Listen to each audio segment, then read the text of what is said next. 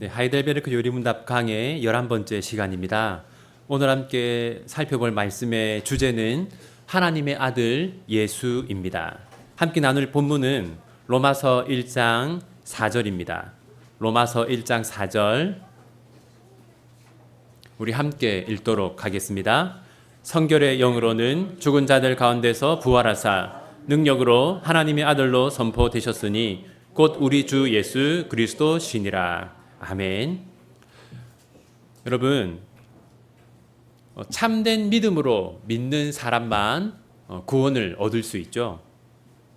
그래서 우리는 참된 믿음을 가져야 하는데, 참된 믿음을 가지기 위해서는 참된 진리를 먼저 알아야 할 것입니다. 그래서 기독교는 복음을 12가지로 요약해서 믿고 고백해 왔습니다. 그것을 사도신경이라고 하죠. 사도신경은 모두 몇 개의 신앙 고백으로 되어 있습니까? 사도신경은 모두 12개의 신앙 고백으로 구성되어 있죠. 그런데 여러분, 12개의 신앙 고백 가운데 절반인 6개가 성자 하나님에 대한 신앙 고백입니다. 왜 성부, 성자, 성령 가운데 성자 하나님에 대한 신앙 고백이 가장 많을까요? 그 이유는 성자 하나님을 알아야지만 성부 하나님과 성령 하나님을 제대로 알 수 있기 때문입니다. 먼저 여러분, 성부 하나님은 어떤 분입니까? 성부 하나님은 성자 하나님의 아버지죠. 그리고 성자 하나님을 이 세상에 보내신 분입니다. 이처럼 성자 하나님을 알아야지만 성부 하나님도 알 수 있습니다. 그러면 성령 하나님은 어떤 분입니까? 성령 하나님은요, 우리가 성자 하나님을 잘 믿을 수 있도록 도와주는 보혜사입니다. 그리고 예수님이 이루신 구원을 우리에게 적용해 주시는 분이죠. 이처럼 성자 하나님을 알아야지만 성부 하나님과 성령 하나님도 제대로 알 수 있습니다. 그래서 12개의 신앙 고백으로 이루어진 사도신경 가운데 절반인 6개가 성자 하나님, 예수님에 대한 신앙 고백인 것이죠. 오늘은 성자 하나님에 관한 신앙 고백 가운데 이 성자 하나님의 칭호에 관하여 살펴보겠습니다.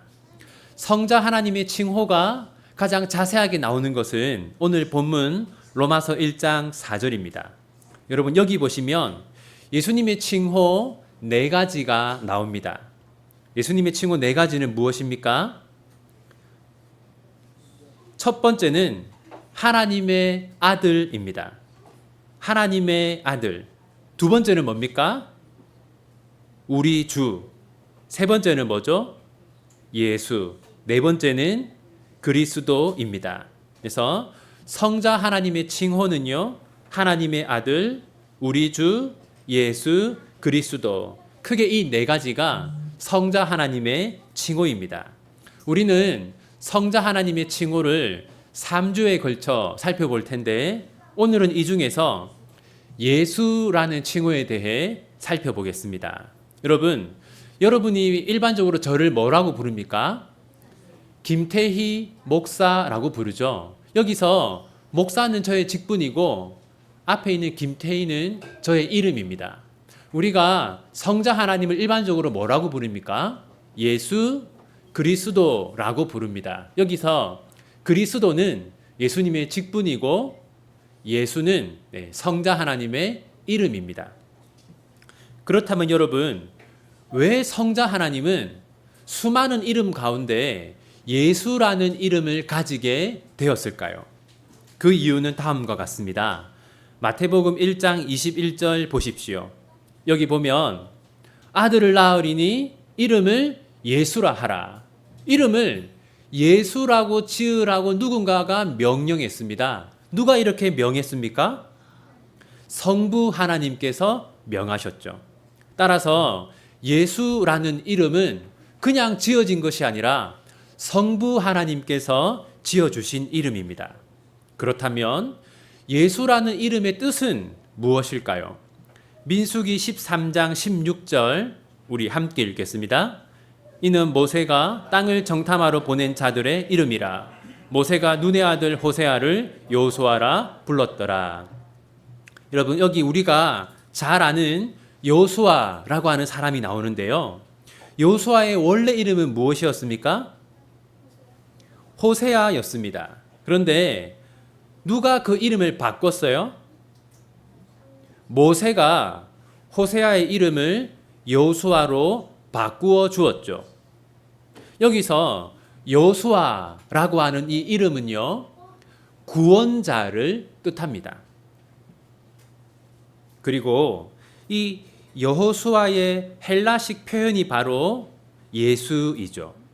그렇다면 왜 모세는 호세아에게 구원자를 뜻하는 여호수아라는 이름을 지어 주었을까요? 모세는 여호수아가 구원자가 되기를 원했던 겁니다. 어떤 구원자일까요? 이스라엘 백성들을 가나안 땅으로 인도하는 구원자가 되기를 원했던 것이죠. 그래서 너는 우리 백성들을 가나안 땅으로 인도하는 구원자가 되어라 라는 뜻으로 호세아에게 구원자라는 뜻의 여호수아라는 이름을 지어 주었던 겁니다. 그리고 이 여호수아라는 이름을 헬라어로 바꾼 것이 예수입니다. 그렇다면 예수님 당시에 이 예수라는 이름은 어떤 의미로 사용되었을까요? 당시 이스라엘에는요, 예수라는 이름을 가진 사람들이 많았습니다. 부모들이 자녀의 이름을 예수라고 짓기를 좋아했기 때문이죠. 예를 들어서 여러분, 예수님 대신 감옥에서 풀려난 사람이 누군지 아십니까? 바라바죠. 이 바라바의 본명이 예수입니다. 바라바의 본명은 예수 바라바입니다. 그 정도로 그 당시에 예수라는 이름을 가진 사람들이 많았어요. 그렇다면 왜 그때 부모들은 자녀의 이름을 예수라고 짓기를 좋아했을까요? 그것은 그 당시 이스라엘이 로마의 식민지였기 때문입니다. 당시 유대인들은 자신들을 로마로부터 구원해 줄 구원자를 기다리고 있었습니다. 그래서 자녀의 이름을 우리를 로마로부터 구원해 줄 구원자라는 뜻으로 예수라고 지었던 것이죠. 그렇다면 성부 하나님께서 성자 하나님의 이름을 예수라고 지으신 이유는 무엇일까요? 마태복음 1장 21절 우리 한 번 더 함께 읽겠습니다. 아들을 낳으리니 이름을 예수라 하라. 이는 그가 자기 백성을 그들의 죄에서 구원할 자이심이라 하니라. 모세가 호세아에게 여호수아, 즉 예수라는 이름을 지어줄 때는 그 뜻이 무엇이었습니까? 우리를 가나안으로 인도하는 구원자. 예수님 당시에 많은 부모들이 자기 자녀의 이름을 예수라고 지은 뜻은 뭐였습니까? 우리를 로마로부터 구원하는 구원자. 성부 하나님이 성자 하나님의 이름을 예수라고 지으신 이유는 뭡니까? 우리를 우리의 죄에서 구원하는 구원자라는 뜻입니다. 그리고 우리를 죄로부터 구원하는 예수님의 사역에는 크게 두 가지가 있습니다. 첫 번째는 예수님은 우리를 죄의 결과로부터 구원하십니다. 히브리서 9장 27절 우리 함께 읽겠습니다. 한 번 죽는 것은 사람에게 정해진 것이요 그 후에는 심판이 있으리니. 여기 보면 여러분 죄의 결과가 나오죠. 죄의 결과가 무엇입니까?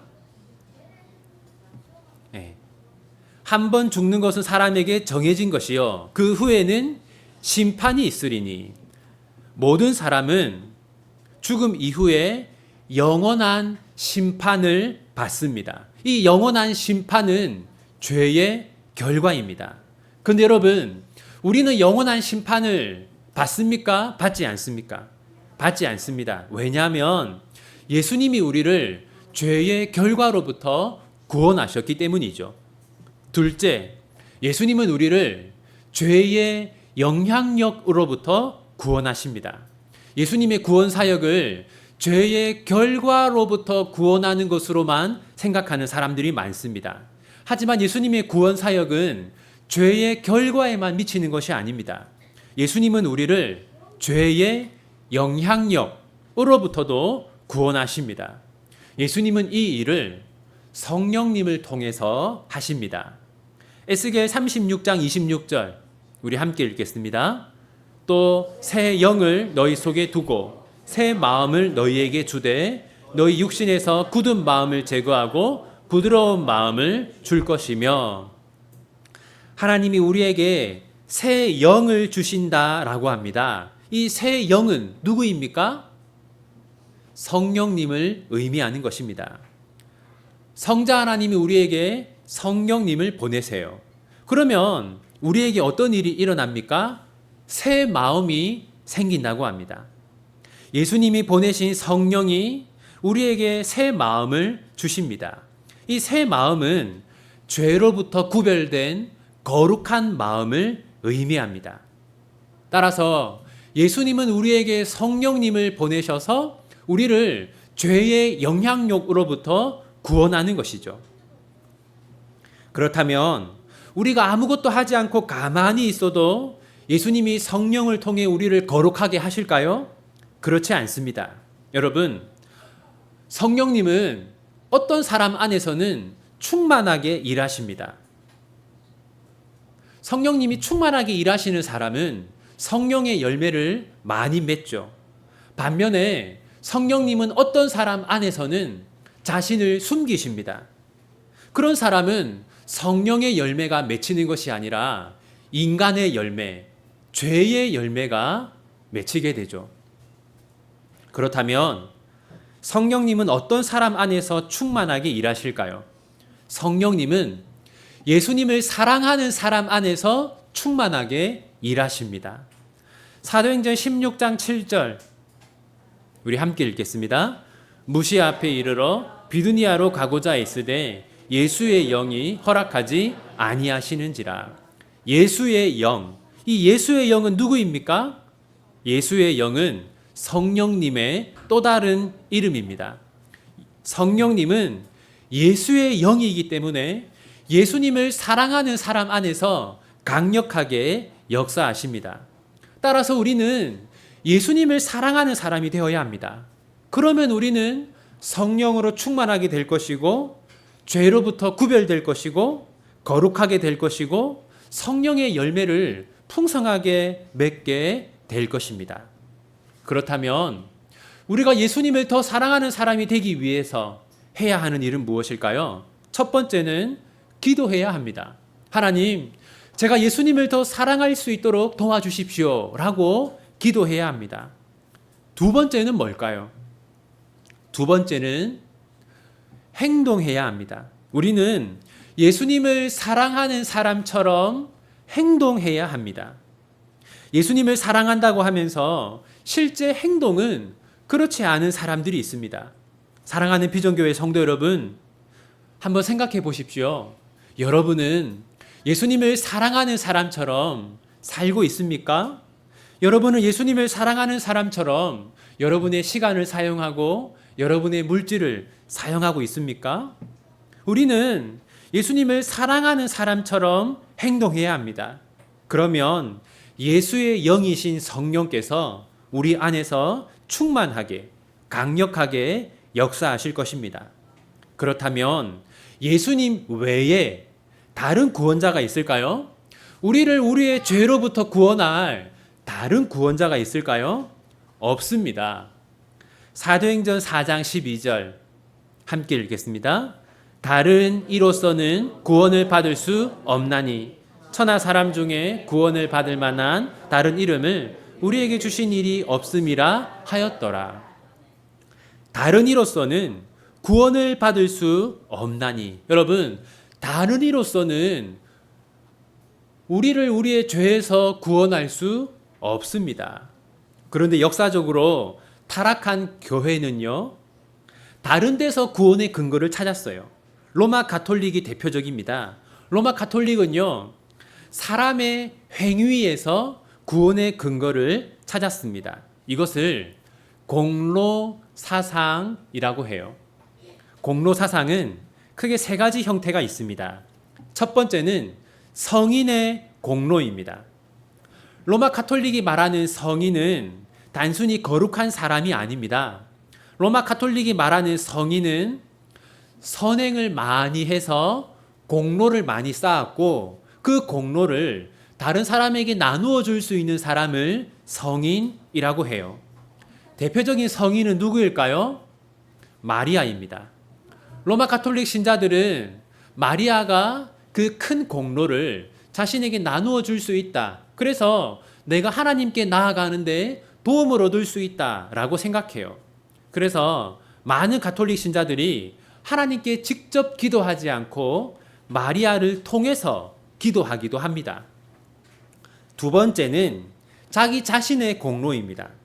로마 가톨릭 신자들은요, 자신의 선행이 죄를 해결하고 구원을 얻는데 도움을 준다고 생각해요. 세 번째는 면벌부입니다.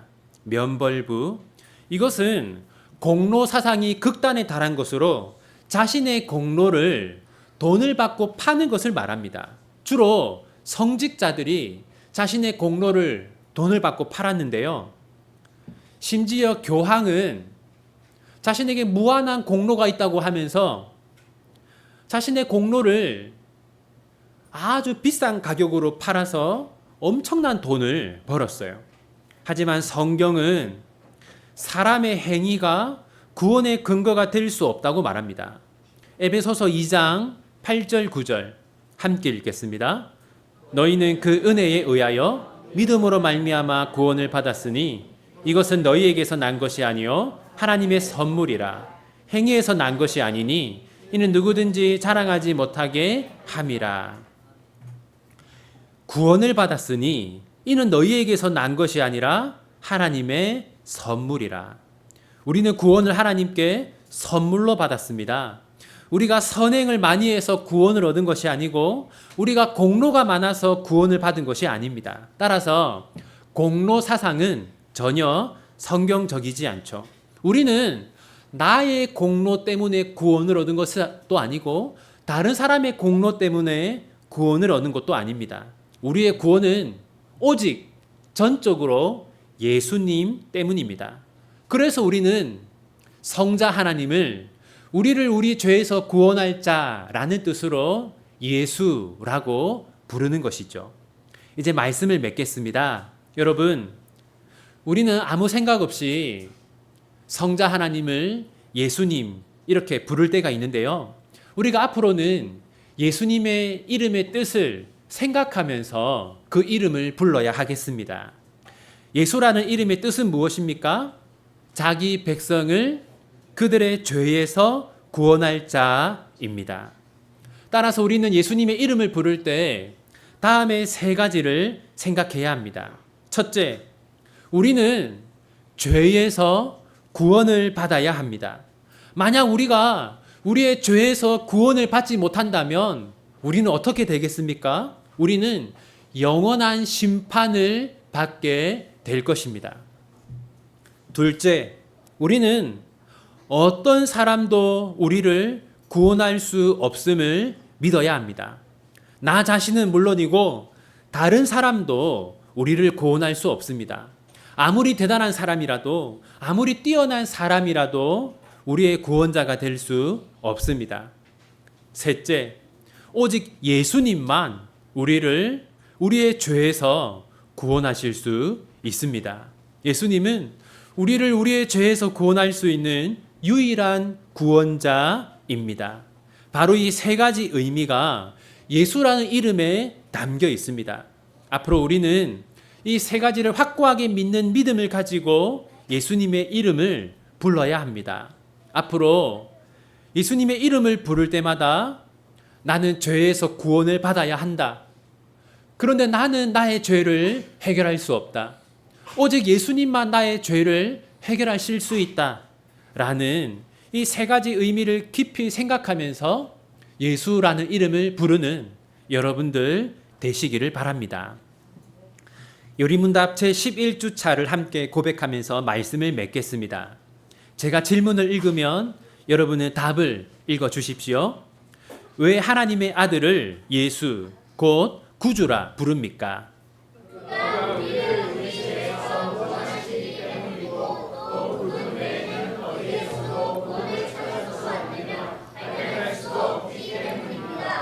그렇다면 자신의 구원과 복을 소위 성인에게서 혹은 자기 자신이나 다른 데서 찾는 사람들도 유일한 구주이신 예수를 믿는 것입니까?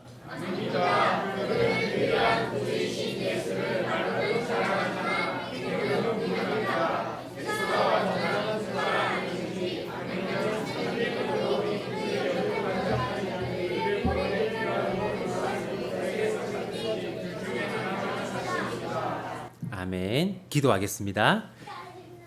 하나님 아버지, 우리는 우리의 죄를 스스로 해결할 수 없습니다. 어느 누구도 우리의 죄를 해결할 수 없습니다. 오직 예수님만 우리의 죄를 해결하실 수 있습니다. 예수님만이 우리를 죄의 결과에서 구원하시며 죄의 강력한 영향력에서 구원하실 수 있습니다. 그래서 저희는 예수님을 믿습니다. 예수님이 저희를 죄에서 구원하신 것을 믿습니다.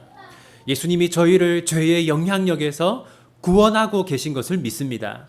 그러므로 하나님, 저희가 이제부터는 저희의 구원자가 되시는 예수님을 높이며 예수님만을 자랑하며 오직 예수님의 영광을 위해서 살아가게 하여 주십시오. 참으로 예수님의 제자가 되어 살아가게 해 주십시오. 이 모든 것 예수님의 이름으로 기도합니다. 아멘.